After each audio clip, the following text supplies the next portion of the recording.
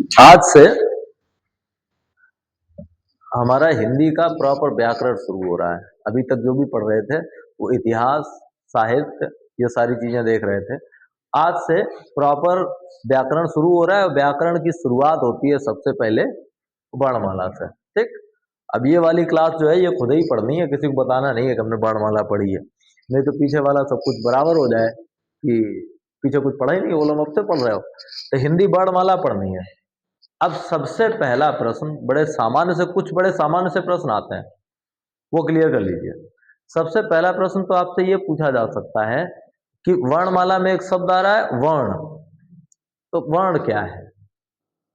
एक सामान्य सा ये प्रश्न। दूसरा, किसी भी भाषा की सबसे छोटी इकाई क्या होती है? ये प्रश्न खूब पूछा जाता है और इस प्रश्न को लेकर के बड़ा कंफ्यूजन रहता है। ठीक। क्योंकि अलग अलग जगहों पे जब आप देखेंगे तो आपको एक ही प्रश्न के अलग अलग उत्तर देखने को मिलेंगे। कहीं पे आपको लिखा मिल जाएगा कि सबसे छोटी इकाई वर्ण होती है। ठीक। कहीं पे आपको लिखा मिल जाएगा सबसे छोटी इकाई ध्वनि होती है, और कहीं पे आपको लिखा हुआ मिल जाएगा सबसे छोटी इकाई अक्षर होती है। तो एक बात तो ये क्लियर कर लो कि वर्ण और अक्षर ये कोई अलग अलग बात नहीं है, ये एक ही बात है। उसी को हम वर्ण कहते हैं, उसी को अक्षर कहते हैं। मतलब ऐसे है कि कोई एक ही व्यक्ति हो और उसके दो तीन नाम हो, वैसे ही वर्ण और अक्षर एक ही बात है, ये अलग अलग नहीं है। हाँ, ध्वनि में थोड़ा अंतर है। ध्वनि को आप ऐसे कह सकते हैं कि वर्ण अक्षर भी ध्वनि ही है, या ध्वनि ही वर्ण या अक्षर भी है। बस अंतर इतना है कि जब उसका मौखिक स्वरूप होता है तो उसे हम ध्वनि कहते हैं। मैंने कहा क, तो ये एक ध्वनि है। ग, ये एक ध्वनि है। और उसी का को मैंने लिख दिया, अब ये वर्ण या अक्षर हो गया। ठीक। तो तीनों एक ही चीजें हैं, ध्वनि भी, वर्ण भी, अक्षर भी, तीनों एक ही चीजें हैं। तो अब अगर आपसे यह प्रश्न पूछा जाए कि भाषा की सबसे छोटी इकाई क्या होती है, तो पहली चीज तो यह है कि इन तीन विकल्पों में से आपको एक ही विकल्प मिलेगा, तीनों मिलेंगे नहीं। ठीक। क्योंकि तीनों एक ही है। ध्वनि और वर्ण के बीच में बेसिक अंतर क्या है? ध्वनि मौखिक है तो लिखेंगे नहीं, तो उसी को हम ध्वनि कहेंगे। और अगर उसी चीज को लिख देंगे, किसी चिन्ह से प्रदर्शित कर देंगे, तो उसी चीज को हम वर्ण कहेंगे। एक ही बातें हैं, अलग अलग नहीं है। ठीक। एक बात तो ये क्लियर होगी। अब आगे बढ़िए। दूसरा प्रश्न बनता है कि वर्णमाला क्या है। वही आ गया वर्णमाला। और पहली बात वही आ गई कि भाषा की सबसे छोटी इकाई क्या है? ध्वनि या फिर वर्ण है। और ध्वनि जो है वर्ण का उच्चारित रूप है और वर्ण ध्वनि का लिखित रूप है। यही बात तो है। ध्वनि क्या है? उच्चारित रूप है, और वर्ण क्या है? वर्ण लिखित रूप है। बस इतना अंतर है। ठीक। अब दूसरी बात यहां ये याद रखनी है कि वर्णमाला किसको कहते हैं। अब वर्ण तो समझ में आ गया, वर्णमाला क्या है? वर्णमाला वही तो है जिसमें बहुत सारे वर्ण लिखे हुए हैं, वही तो वर्णमाला है। अब सवाल ये उठता है कि कैसे करके आप डिफाइन करेंगे उसको। प्रश्न अगर यह है कि वर्णमाला क्या है, तो आप कहेंगे कि वर्णों का व्यवस्थित समूह। केवल समूह कहेंगे तो नहीं होगा, व्यवस्थित समूह, व्यवस्था के आधार पर जो समूह है, व्यवस्थित समूह है, उसे हम वर्णमाला कहते हैं। एक और अगला प्रश्न बनेगा, वो प्रश्न ये होगा कि हिंदी वर्णमाला में वर्णों की संख्या कितनी है। तो कल ही बताया था, वर्णों की संख्या कितनी है? 52 होती थी पहले, एक बढ़ गई है और अब संख्या हो गई है 53। ठीक। तो जो बढ़ गई है वो याद रखना बहुत जरूरी है, क्योंकि वहां से प्रश्न बनने की संभावना ज्यादा रहती है। तो एक वर्ण अभी बढ़ा दिया गया है और उस वर्ण का उपयोग खड़ी बोली हिंदी में नहीं होता है, इसलिए आपको थोड़ा ओड सा लगेगा कि क्यों बढ़ा दिया गया, इसकी क्या आवश्यकता थी, इसका उपयोग तो हम कभी करते ही नहीं। हम यहाँ खड़ी बोली बोल रहे हैं। ठीक। खड़ी बोली में उसका उपयोग होता नहीं है, उसका उपयोग होता है राजस्थानी हिंदी में। तो राजस्थान वालों को लग रहा होगा कि ठीक बढ़ा दिया गया, क्योंकि उनके में उसका उपयोग होता है, हमारे में तो उपयोग ही नहीं होता है। कल मैंने उसका तरीका भी बताया था, वो इस तरह से कुछ लिखा जाता है। उसके जो लिखने का तरीका है वो देख लीजिए, उसके लिखने का कुछ ये तरीका है, इस तरह का वर्ण होता है। ठीक है, इस तरह का होता है। ठीक। और ये जो है ये ला के स्थान पे उपयोग होता है। किसके स्थान पे? ला के स्थान पे। लगभग आकार भी वैसे ही है, ल के स्थान पर ये उपयोग होता है, लेकिन इसका जो उच्चारण होता है वो ड़ा जैसा होता है। ठीक, ये हमने क्या लिखा, बादल। राजस्थानी में इसे जब लिखेंगे तो इस तरह से लिखेंगे। अब इसको बादड़ पढ़ेंगे, बादड़ मतलब बड़ा जैसा इसका उच्चारण होता है, उच्चारण ला जैसा होता है, लिखा ला जैसा जाता है। और इसको जो नाम दिया गया है, इसको कहा गया है विशिष्ट व्यंजन। ये महत्वपूर्ण बात है, याद रखिएगा। क्या कहा गया, विशिष्ट व्यंजन। ठीक, 53वां वर्ण है हिंदी वर्णमाला का और नाम इसको दिया गया है विशिष्ट व्यंजन। ये इसका चिन्ह है, इस तरह से इसको लिखा जाता है। उपयोग भी मैंने बता दिया कि ये ला के स्थान पे उपयोग होता है और उच्चारण जो है वो ला नहीं देता, उच्चारण रा जैसा देता है। इसको इसको आप कहेंगे बादल, इसको कहेंगे बादड़। ठीक, बादड़ तो रा जैसा उच्चारण देता है। ये एक चीज हो गई। ठीक, अब इसको हटाने के बाद हम थोड़ा दूसरा काम करेंगे। एक तो ये बताइए कि आप में से कितने लोग वर्णमाला जानते हैं लिखना। लिख लेंगे सब लोग वर्णमाला, लिख के दिखाओ मुझे। वर्णमाला लिखिए, आपका टाइम शुरू होता है अब।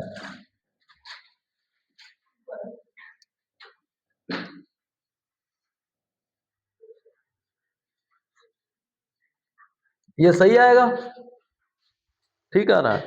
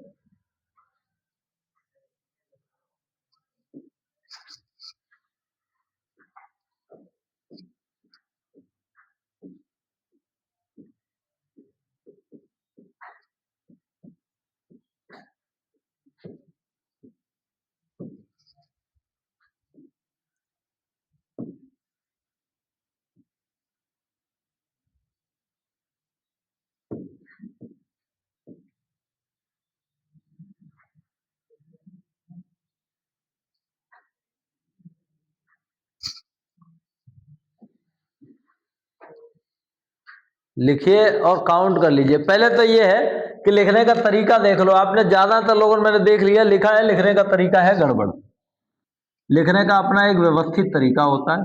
मैं जैसे लिख रहा हूं ये सही तरीका है और इसी तरीके से वर्णमाला लिखी जाती है।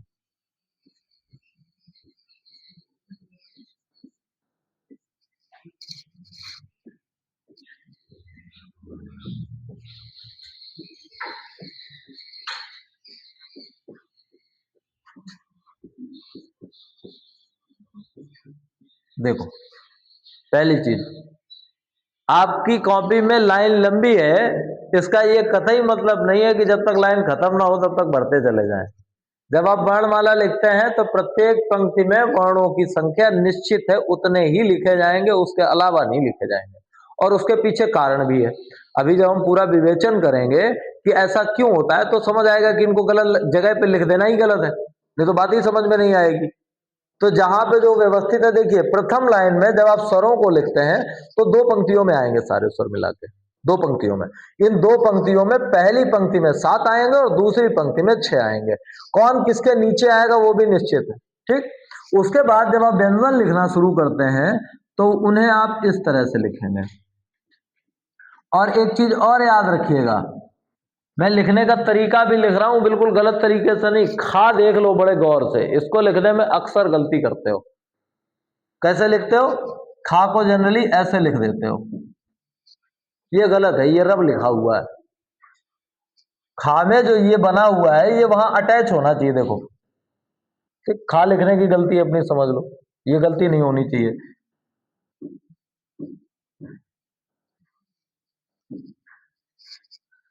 आगे देखो,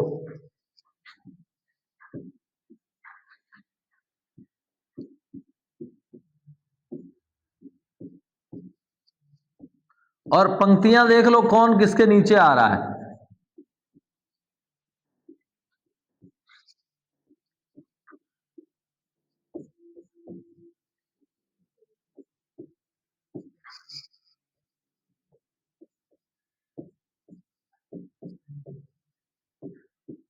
अब फिर गौर से एक चीज देख लो, अब ये 5 पंक्तियों में 5-5 वर्ण लिखे जाते हैं, ठीक, पांचों पंक्तियों में 5-5 वर्ण। और एक चीज और, सब एक दूसरे के नीचे करके ऐसे लिख रहे हैं, इधर उधर नहीं लिख रहे हैं, बिल्कुल सेम उसी एक ही प्रक्रिया में लिख रहे हैं। आगे देखो,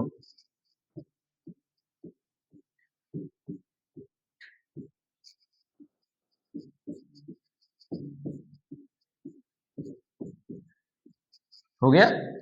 अब इन्हीं के नीचे, क्योंकि नीचे जगह नहीं बची है, इन्हीं के नीचे तुरंत बिल्कुल इसी तरह से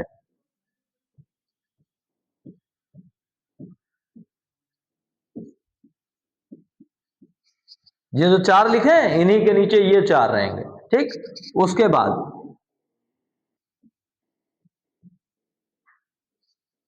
और उसके बाद ये पूरी वर्णमाला है आपकी। अब अगर काउंट करेंगे तो 53 अक्षर निकलेंगे। गलती क्या होती है, जब 53-52 लिखवाए जाए तो 52 में ये 2 कम करते हो, ठीक, क्योंकि यहां लिख ही दिए हैं, ये 2 कम हो जाते हैं, ये 2 नहीं ध्यान देते, ये 2 भी आने वाले हैं, और एक ये तो नया आ ही गया है, इसके बारे में तो बता ही दिया है। अब आप गिनेंगे तो 25 ये हो गए, 13 ये हो गए, टोटल कितने हो गए, 25 और 13 38, 4 42, फिर 4 46 और फिर 4 50 और 2 52 और 1 53। ये पूरे हिंदी वर्णमाला के वर्ण हैं, इतने 53 वर्ण होते हैं। अब इन 53 वर्णों के बाद एक काम और करना है, इन सबको आपको ध्यान रखना है कि कैसे करके बांटा गया है, ठीक, इस बात को भी ध्यान रखना है कि कैसे करके इसको बांटा गया है।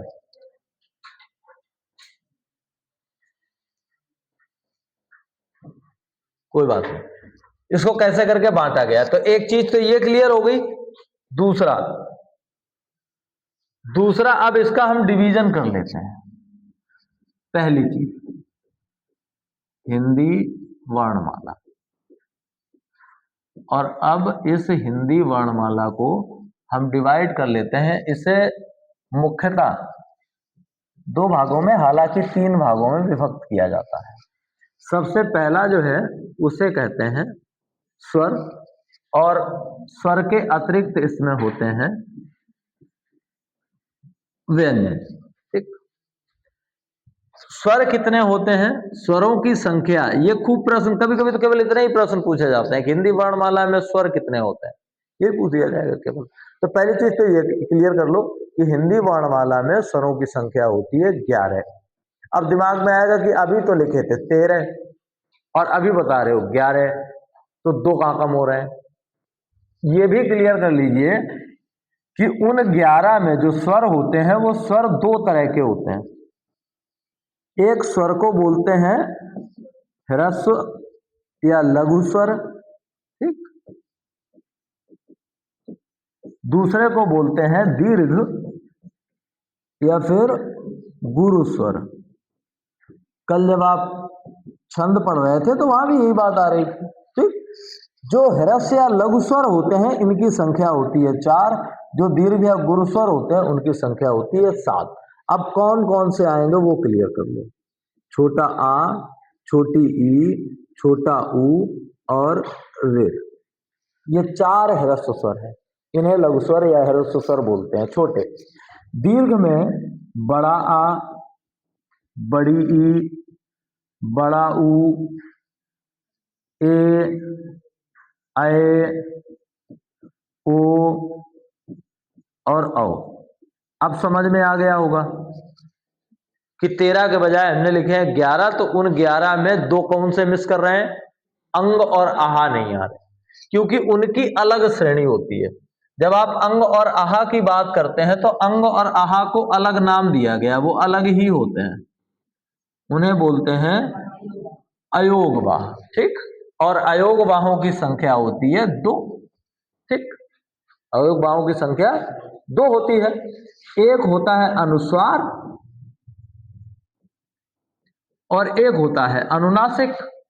ठीक, अनुस्वार और अनुनासिक या विसर्ग जिसको बोलते हैं। अनुस्वार यानी अंग और विसर्ग यानी आहा। ठीक, विसर्ग, अनुनासिक नहीं विसर्ग कहेंगे इसको।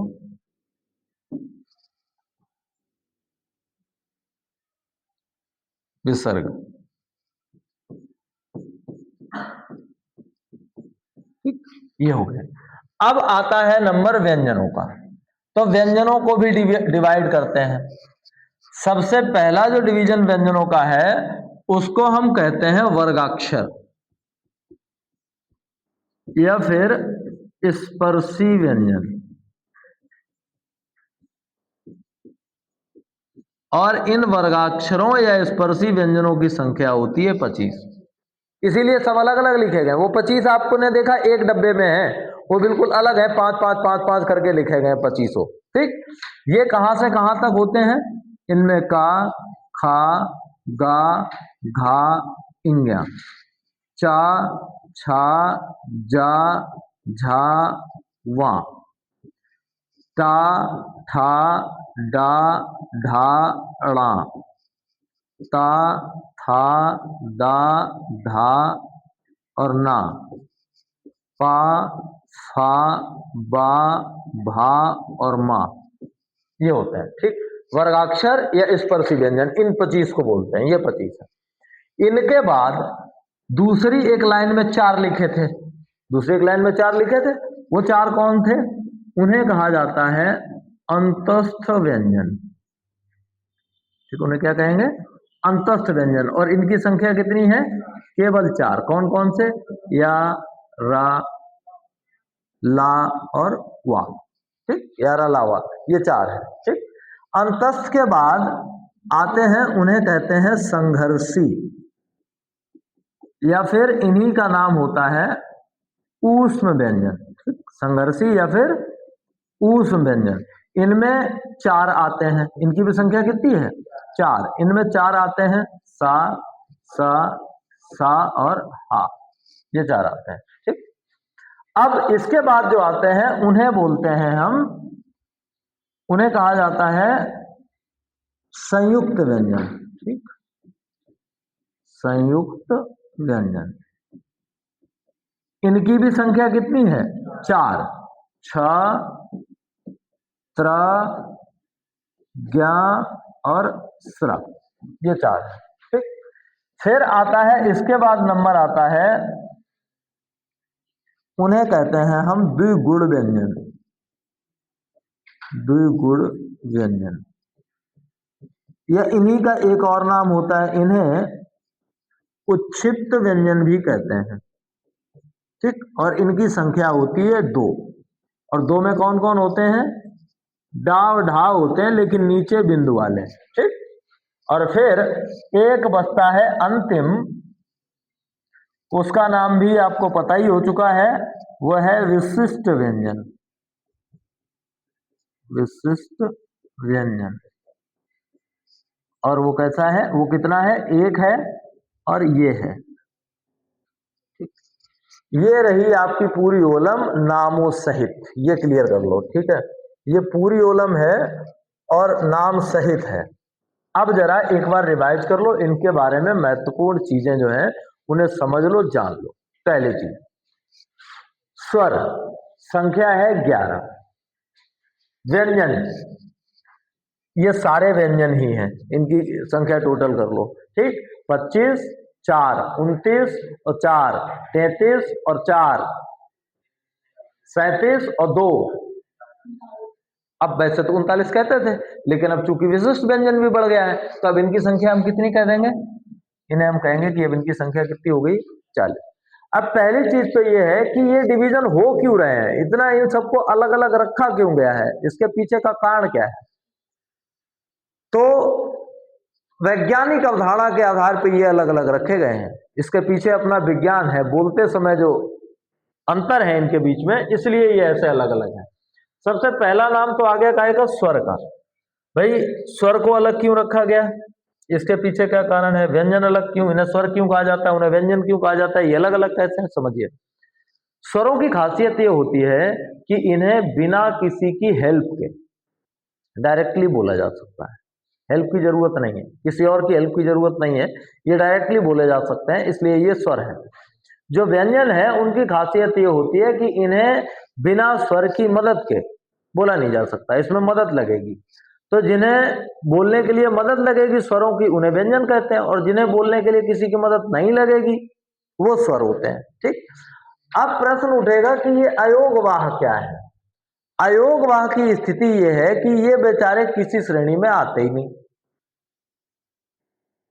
ये मात्रा के रूप में तो यूज होते हैं, लेकिन ये अकेले कभी यूज ही नहीं होते।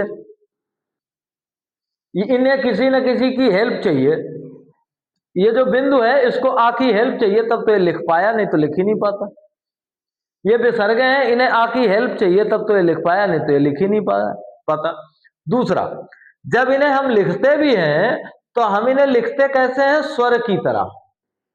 आ को आधार मान के लिखा दोनों को हमने, यानी स्वर की तरह लिखा, यानी दिखने में ये कैसा लग रहा है? स्वर की तरह। लेकिन जब इनको हम बोलते हैं तो इनका उच्चारण देखो जरा। अंग मतलब ना बोल रहे हैं, आ मतलब हा बोल रहे हैं। एक को ना बोल रहे हैं, एक को हा बोल रहे हैं, और ना और हा कहां होते हैं? व्यंजनों में। लिखते कैसे हैं? स्वरों की तरह। बोलते कैसे हैं? व्यंजनों की तरह। तो इनकी अपनी कौन सी कैटेगरी बनी? सही से ना तो स्वर बने ये, और ना ही सही से व्यंजन में हुए, तो ये कहीं रहे नहीं, इसलिए इनकी कैटेगरी ही अलग कर दी गई और इनको कह दिया गया अयोगवाह। क्लियर हो गया कि ये अलग क्यों है? तो भाई अलग क्यों है ये लिखने में आपको स्वर जैसे दिखते हैं, लेकिन बोलने में व्यंजन जैसे होते हैं। तो ना तो ये सही से स्वर होते हैं, ना ही सही से व्यंजन होते हैं, इसलिए इनकी अलग ही कैटेगरी होती है, इनको अयोगवाह कहते हैं। इनकी संख्या 2 है, अंग और आहा, ये 2 ही। फिर फिर आती है बात व्यंजनों की। व्यंजन के बारे में एक चीज स्पष्ट हो गई। क्या? एक चीज आपने स्पष्ट कर ली कि व्यंजनों की खासियत भाई ये है कि ये अकेले यूज नहीं किए जा सकते। किसी भी व्यंजन को जैसे ही आप तोड़ेंगे, आपने ये का लिखा, का को जैसे ही आप तोड़ेंगे तो इसमें का निकलेगा और एक छोटा आ निकलेगा, तब जाकर के ये पूरा हुआ का, अन्यथा का पूरा है ही नहीं कोई भी। ठीक है, वो पूरा तभी है जब उसमें कम से कम छोटा आ शामिल है। अगर वो छोटा आ शामिल नहीं है तो वो फिर कैसा है? आधा है। अभी इस चीज को भी बताएंगे। अब इसमें व्यंजनों की सारी श्रेणियां हम देखें तो 6 श्रेणी निकलती हैं। यानी ये जो 40 है ये कितनी जगह रखे जाएंगे? 6 जगह। 6 जगह रखने का भी कारण है।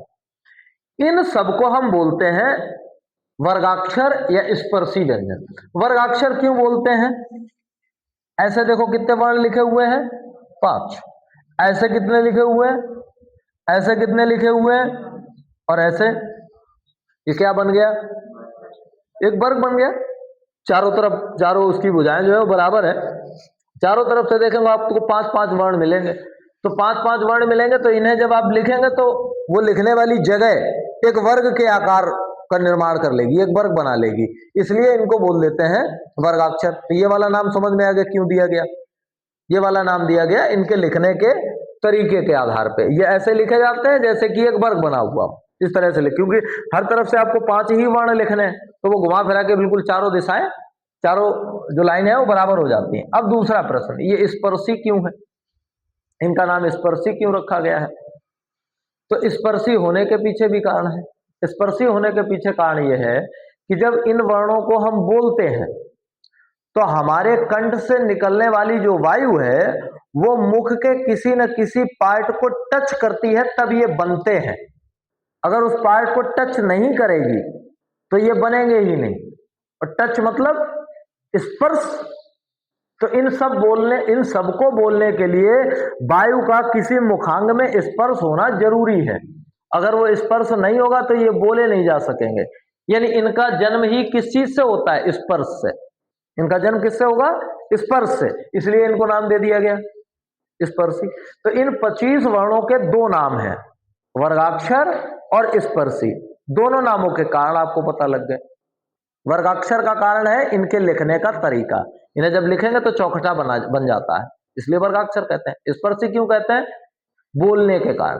इन्हें जब बोलेंगे तो वायु कहीं ना कहीं स्पर्श करेगी। एक बात और समझ लो, जिस तरह से हम बोल सकते हैं उस तरह से अन्य जानवर नहीं बोल सकते। ऐसे तो है, तो नॉर्मल सी बात है। कभी सोचा है ऐसा क्यों हुआ? तो हम इस तरह से बोल सकते हैं, जानवर इसी तरह से नहीं बोल सकते जैसे हम बोल सकते हैं। ऐसा भी नहीं है कि उनके पास ध्वनि नहीं होती है, भाई ध्वनि तो होती है, कुछ ना कुछ आवाज तो करते ही है, और हम उस आवाज को बोल लेते हैं, मतलब उसमें बहुत सारे शब्द बना लेते हैं, लेकिन वो नहीं बना पाते। क्या कारण है? मनुष्य भी तो एक जानवर ही है, तो ये जानवर क्यों बोलने लगा, बाकी क्यों नहीं बोल पा रहे? अच्छा, एक आध बोल भी लेते, तोता बोल लेता, काफी हद तक नकल कर लेता है, तो उतना स्पष्ट नहीं बोल पाता, मतलब उतना यूज नहीं कर पाएगा। अब मैं बताऊंगा अभी क्या बोल पाएगा क्या नहीं बोल पाएगा, आपको समझ में भी आएगा। अंतर इतना है, यहां से सब बराबर है। होता क्या है, अब विज्ञान थोड़ी समझ लो, बोलने की विज्ञान। आप जब बोलते हैं तो फेफड़ों से वायु बाहर निकलती है। जब भी आपको बोलना होगा तो आपको सांस छोड़नी पड़ेगी, आप सांस लेते समय कभी नहीं बोल सकते। हिंदी भी प्रैक्टिकल है, करके देख लो।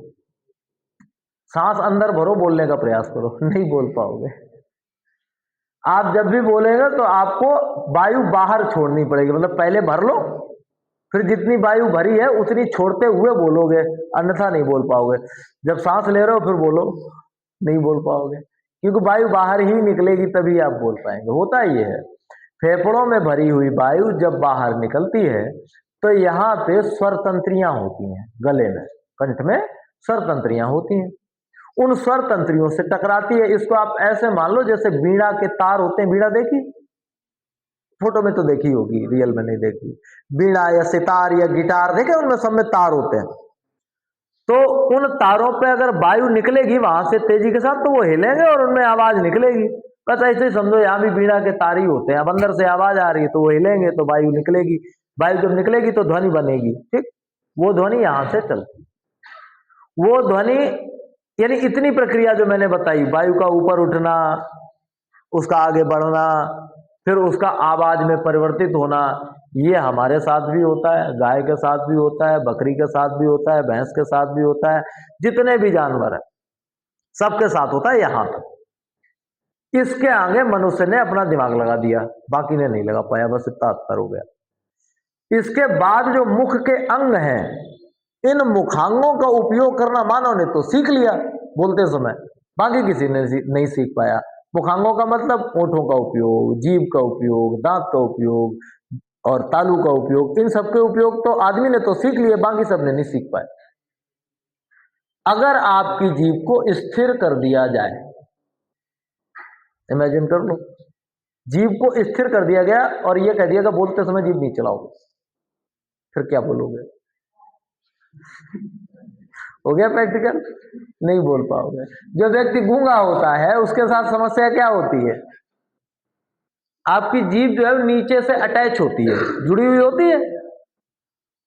जो नॉर्मल व्यक्ति है उनकी एक सामान्य अवस्था में जुड़ी होती है, सामान्य स्थिति में जुड़ी होती है। जो गूंगा होता है उसकी जरूरत से ज्यादा जुड़ी होती है, तो मूव नहीं प्रॉपर करती है, उसके साथ ये समस्या रहती है। अब अगर आप अपने मुखांगों का उपयोग बंद कर दें तो आप में और किसी जानवर में कोई खास अंतर नहीं बचेगा। इमेजिन कर लो, पूरा मुंह खोलना है, ठीक, पूरा मुंह खोलना है, जीभ को दबा लेना है नीचे की ओर, उठने नहीं देना है उसको, और मुंह खोल लेना है। अब जब आप जीभ दबा लेंगे, मुंह खोल लेंगे, तो कोई मुखांग आपके काम नहीं आएगा, ठीक। और फिर अंदर से इमेजिन करो, मुझे बोलना है रा, मुझे बोलना है का, मुझे बोलना है फा, कुछ भी इमेजिन करो, इमेजिन करके बोलो, चलो। मैं का बोलने वाला था, नहीं निकला, क्या निकला? आ। तो बाकी जानवरों की जो मूल ध्वनि होती है वही बाहर आती है। भैंस ने मुंह खोला, ऐसी तो रहती है वो, मुंह खोला, अब वो जीभ चलाने नहीं जानती। अगर किसी दिन जीभ चलाना जान गई, बहुत गालियां बकेगी कि सब दूध खा गया हमारा, तो नहीं जानती। अब वो कुछ कहती होगी, हमारे नहीं समझ में आता, क्योंकि उसका स्पष्ट ही नहीं है। अब किसी दिन वो भी जीभ चलाना जान गई, जीभ का उपयोग जान गई तो कर लेगी। आप भी उपयोग किसी दिन जीभ का भूल गए तो आप भी वैसे रेखने लग जाएंगे, बात खत्म। तो ये है, ये इस तरह से हम बोलते हैं। अब समझिए, वर्गाक्षरों की अपनी एक खासियत है भाई। वर्गाक्षरों को स्पर्शी व्यंजन क्यों बोल रहे हैं? समझ में आया कि अंदर से वायु निकलेगी, उस वायु की टक्कर करवानी पड़ेगी कहीं ना कहीं हमें। अगर हम प्रॉपरली टक्कर नहीं करवा रहे हैं तो फिर हम नहीं बोल पाएंगे। जैसे पहली जो लाइन है इसको कंठ बोलते हैं, ठीक। दूसरी लाइन है तालव्य बोलते हैं इसको, ठीक। तीसरी मूर्धन्य बोलते हैं, चौथी दंत बोलते हैं, पंचम को ओष्ठ बोलते हैं। एक का मैं एग्जांपल दे रहा हूं, पांचवी वाली सबसे इजी है समझने के लिए। ओष्ठ मतलब ओठ, और ये जो नाम दिए गए हैं वो टक्कर के आधार पर दिए गए कि हवा की टक्कर कहां लगेगी, हवा की टक्कर कहां लगेगी उस हिसाब से नाम है। जो कंठ है उसमें टक्कर यहीं लगेगी, जो तालव्य है तो तरुआ में टक्कर लगेगी हवा की। मूर्धन्य का मतलब दांत के ऊपर जहां से दांत उगे हैं उस वाले क्षेत्र को मूर्धा बोलते हैं, तो वहां टक्कर लगेगी। जिनका नाम दंत है तो हवा की टक्कर दांत में लगेगी, और जिनका नाम ओष्ठ है तो हवा को टकराना पड़ेगा ओठ में, नहीं तो वो वाला वर्ण बनेगा नहीं। अब इस वाली लाइन को देखो, ये वाली लाइन, यहां से आप प्रैक्टिकल कर सकते हैं। पा पा करने कहने के लिए आपको हवा की टक्कर ओठों में देनी पड़ेगी। ओठ में हवा की टक्कर तभी लग सकती है जब ओठ बंद हो, तभी तो हवा की टक्कर लगेगी। अगर ओठ खुले तो हवा निकल जाएगी, फिर तो ओठ में लगेगी नहीं। और अगर लगेगी नहीं तो ये भी बहुत जिद्दी है, ये भी बनेंगे नहीं, इनको भी आप बोल नहीं सकते। अब इमेजिन करो, मुंह खोलो और बोलो पा, करके देख लो, पक्के हो जाएंगे। मुंह खोल के बोलो पा, निकलेगा ही नहीं, निकलेगा ही नहीं। अगर पा बोलना है तो ओठ एक बार चपकाने पड़ेंगे, और जब हवा आ जाए तब खोलने पड़ेंगे। जब वायु आ जाए अंदर से तब आप खोलेंगे तो पा बनेगा। अगर पहले से ही मुंह खुला हुआ है तो पा बनेगा ही नहीं, संभव ही नहीं है। पा नहीं, ये पूरी लाइन नहीं बनेगी। पा फा हर बार जब मैं बोल रहा हूं, देखिए ओठ एक बार बंद होंगे फिर खुलेंगे, बंद होंगे फिर खुलेंगे, तब बन पाएगा। पा फा बा भा मा, यही करना पड़ा हर बार। जब भी बोल रहे हैं, जब भी बोल रहे हैं तो मुंह बंद फिर खुलेगा, बंद फिर खुलेगा, इस तरह से। इस वाले में क्या है, इसको बोलते हैं दंत। दंत का मतलब अब हवा की टक्कर देनी पड़ेगी कहां, दांत में। और दांत में देने का तरीका क्या है, ता। आपकी जीभ जाएगी दांत के नीचे, ये दांत है, जीभ को ऐसे लगाना पड़ेगा यहां नीचे, दांत के नीचे, तो भीतर से हवा आएगी, वो दांत में टक्कर मारेगी। इधर से हवा आएगी तो दांत में टक्कर मारेगी। अगर हमने जीभ हटा ली तो दांत के नीचे से निकल जाएगी, नीचे से निकल जाएगी, तो ये जो आप बोलना चाहते हैं ये नहीं बोल पाएंगे। मुंह खोल लो, यानी जीभ को अलग कर लो, दांत में छुआनी नहीं है। इमेजिन कर लो, प्रैक्टिकल कर लो इसको भी। दांत में जीभ छुआनी नहीं है, जीभ नहीं छूनी चाहिए दांत में। और ये वाले बोल रहे हैं, काका दादा बोल रहे हैं, और जीभ छूनी नहीं चाहिए दांत में, निकलेंगे ही नहीं।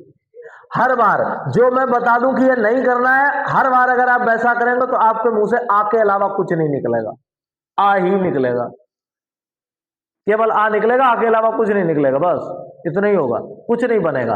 तो ता बोल रहा है आपको, ता, तो जीभ लगानी पड़ेगी दांत पे, ठीक। था दा धा, ताकि वायु आए और दांत में टक्कर मार दे, तब ये बनेंगे। क्लियर हो गए, ये क्या है, टक्कर सही जगह पे करवानी है तब ये बनेंगे।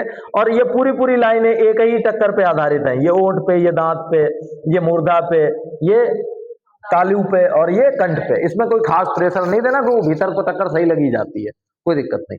आगे देखो, इनको नाम दिया गया अंतस्थ व्यंजन। भाई अंतस्थ क्यों कहा गया, अंतस्थ को दो भागों में तोड़ो, अंतः स्थ। अंता माने होता है अंतर, अंदर, भीतर, ठीक। और स्था माने स्थित। जब वायु अंदर ही स्थित हो जाए, भीतर ही, तो ये वाले वर्ण बनते हैं। इन्हें जब बोलेंगे तो आप महसूस भी करेंगे।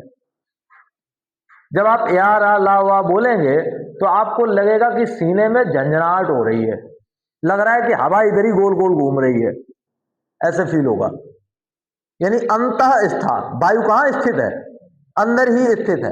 फेफड़े में ही लग रहा घूम रही है, बाहर नहीं निकल पा रही है, अंदर ही घूम रही है, तो आपको सीने में एक झंझनाहट फील होगी कि हाँ ये आवाज यही है, भीतर ही है। बोल के देख लो, ये वाली लाइन बोलो, अंदर झंझनाहट फील हुई। और जब आप काका काका बोलेंगे तो फील नहीं होगी, ये वाले 2500 बोलेंगे नहीं फील होगा। ये इनमें से 2-4 वर्ण बोल के देख लो, फिर इनको बोल के देख लो, अंतर समझ आ जाएगा। इन्हें बोल लीजिए, कर लो, ये चीजें करते चलो तो आसान हो जाएगा, नहीं तो बाद में कठिन होने वाला है, समझ लो। इतने सारे याद नहीं रहेंगे, बहुत विभेदन है।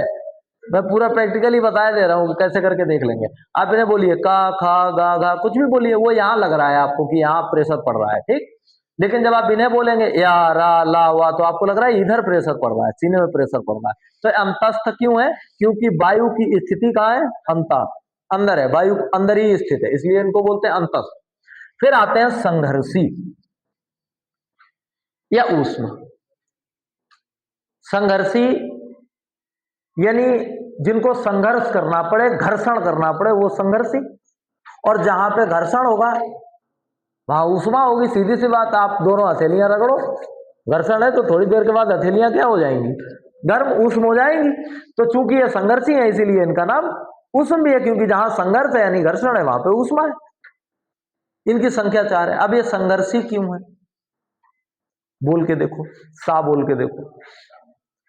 सा बोलते समय सबसे बड़ी खासियत यह है कि आप वायु को फ्री होकर जाने नहीं दे सकते।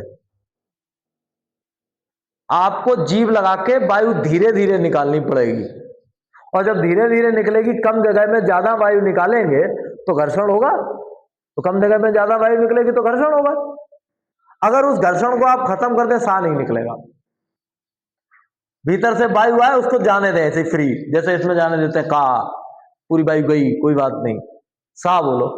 सा जब बोलोगे तो जीभ जो है वो वायु को रोकती है कि भाई धीरे धीरे जा, तो वहां पे घर्षण होता है। सा सा बोल रहे हैं। लेकिन अब दिमाग में दूसरा प्रश्न आएगा, फिर भाई इन तीनों में तो लगती है, ये कंडीशन है, ठीक है, समझ आई, इसमें कहां लगती है? ये तो सीधा बोल देंगे हाँ, इसमें वायु कहां रोकी? हमने रोकी नहीं। तो इसमें वहां नहीं रोकी, इसमें यहां रोकनी पड़ती है। अगर यहां नहीं रोकेंगे तो हा नहीं निकलेगा, फिर सारा प्रेशर हा बोलने पे इधर ही आता है। हंसो हा हा हा, तो इधर ही लगेगा, मालूम पड़ेगा कहां हो रहा है, इधर ही कुछ हो रहा है, बाकी नहीं। अंतस्थ में सीने में लगता है, इन सब में मुंह में फील होता है, सामने भी जीभ पे फील होता है कि आपने जीभ ऐसे करके बनाई कि कम कम करके वायु निकल रही है, ठीक। लेकिन हा में नहीं, हा में इधर ही लगेगा, केवल गले में। तो इनके संघर्ष का स्थल है मुंह, ठीक। इनके संघर्ष का स्थल है मुंह, लेकिन हा के संघर्ष का स्थल है कंठ, गला। यहां पे होता है इसका संघर्ष। संघर्ष तो चारों में ही है। और संघर्ष किस बात का है? वायु के बाहर निकलने का संघर्ष। वायु को एकदम फ्री होके नहीं जाने देते, उसको रोक देते हैं। रोक देते हैं तो घर्षण बढ़ जाता है। घर्षण मतलब संघर्ष, यानी संघर्ष ही हो गए। और ऐसे में ऊष्मा उत्पन्न होती है, तो इसलिए इनको कह देते हैं ऊष्म। क्लियर? ये संयुक्त व्यंजन क्यों है? क्योंकि ये संयुक्त है, क्योंकि ये एक से अधिक से मिलके बने हैं, इसलिए इनको संयुक्त व्यंजन कहते हैं। अधिक से मिलके कैसे बने हैं, इधर बता दूं मैं। ये जो छा है, ये 2 वर्णों से मिलकर बना है, एक का और एक सा। समझ में कैसे आएगा? अंग्रेजी के लिए ऐसे याद रहेगा। अब याद रहेगा, छा को अंग्रेजी में के एस एच बोलते हैं, के एस एच बोलते हैं, तो का और सा, ठीक। दूसरा अच्छा, छा जो है वो हमारे मुख्यमंत्री जी बहुत बढ़िया बोलते हैं, योगी आदित्यनाथ जी। पढ़ा है उनका भाषण वाषण, सुना है? जब वो कहते हैं कि मैं प्रदेश में शिक्षा व्यवस्था अच्छी कर दूंगा, तो शिक्षा कहते ही नहीं है, वो ऑलरेडी इसी तरीके से बोलते ही है। तो बात बिल्कुल आसान हो जाती है कि भाई छा का मतलब है का और सा, ये दोनों है। शिक्षा कहते हैं वो, शिक्षा, तो सिक तो का आ गया, सा आ गया, दोनों आ जाता है। जा की खासियत है इसमें, जा और वहां, यही याद रखना। इसमें अंग्रेजी में जीवाई होता है, ये मैच नहीं करता भाई। जीवाई का मतलब फिर आपको गा और या समझ में आएगा, जबकि गा और या नहीं होता है। इसमें क्या होता है? जा और वहां होता है, ठीक। और फिर बचता है एक स्रा, और स्रा की खासियत क्या है भाई? कि स्रा में सा होता है और रा होता है, ठीक। ये होते हैं। ये इन्हें कहते हैं संयुक्त व्यंजन। संयुक्त क्यों है, बात क्लियर होगी, संयुक्त क्यों है? संयुक्त इसलिए है क्योंकि ये दो दो से मिलके बने हैं, इसलिए ये संयुक्त है। फिर इनका नाम है द्विगुण व्यंजन या उच्छिप्त व्यंजन। तो द्विगुण व्यंजन इसलिए है क्योंकि इनके गुण द्वि है। एक गुण ये है कि ये ऐसे भी होते हैं, एक गुण ये है कि ये ऐसे भी होते हैं। दो गुण है, ये दोहरा गुण है, मतलब इनका पहला गुण ये है और दूसरा गुण ये है, तो दो गुण है, दो गुण है तो ये क्या कहलाए? द्विगुण। अब दूसरा प्रश्न है उच्छिप्त। इसके उच्चारण और इसके उच्चारण में अंतर क्या है?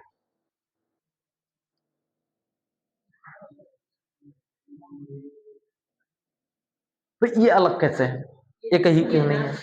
हा? बोलते समय नाक से आती है।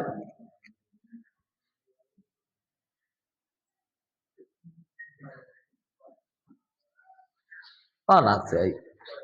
अनुनासिक तब बनेगा जब ये बिंदी नीचे से हटके ऊपर चली जाएगी, तब।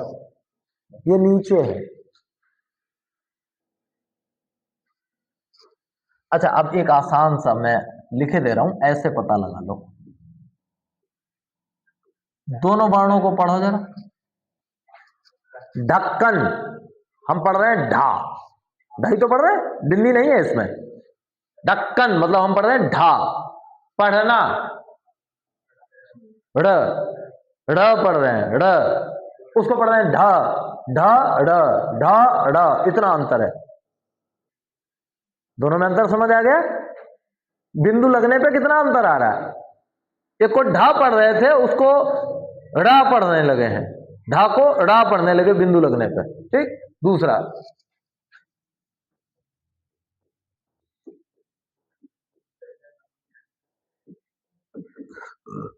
दोनों में डाही है, डाही है दोनों में, एक में बिंदी एक में बिना बिंदी। इनको जरा पढ़ो दोनों को।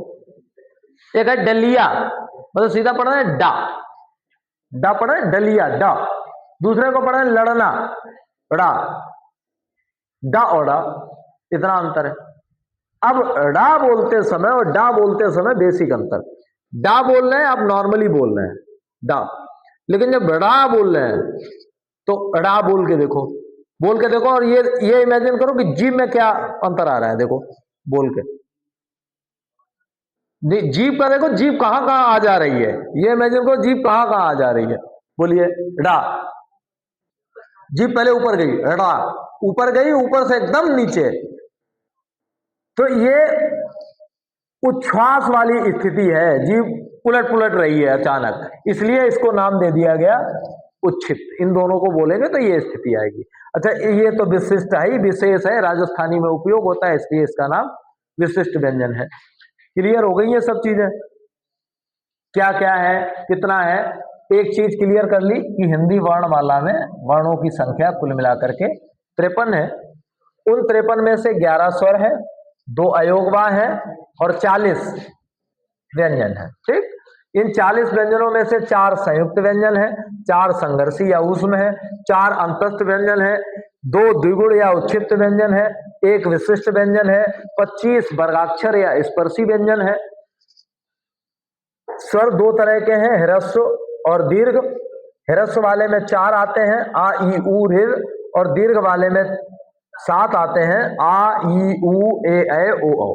ठीक, ये आते हैं। इतना ही रखे। अभी बहुत है ओलम में, 3-4 क्लास चलेगी ओलम, तब जाके ओलम निपटेगी। अभी तो मैंने ऐसे मानिए कि अभी इसको केवल नहलाया धुलाया है, अभी तेल काजर कपड़ा लत्ता सब बाकी है, अभी बहुत कुछ बाकी है। अभी शुरुआत हुई है, सही से हमने मोटा मोटा डिवीजन बताया है, मोटे तौर पे इतना अलग अलग है। अभी फिर आप इसमें जाएंगे, प्रत्येक वर्ण के कई भेद निकलेंगे।